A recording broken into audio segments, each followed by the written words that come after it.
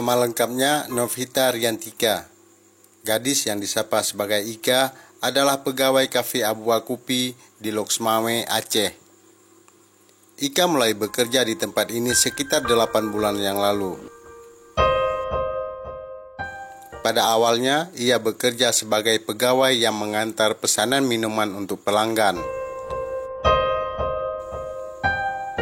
Minatnya untuk menjadi peracik kopi yang handal membawanya untuk belajar menyaring kopi.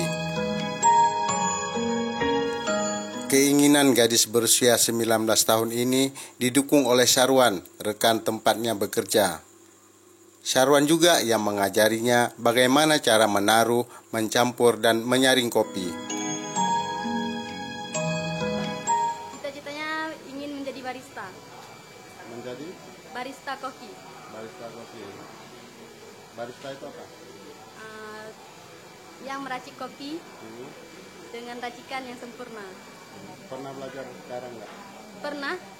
Dimana? Ini lagi proses belajar di tempat kerja Abu Wakupi.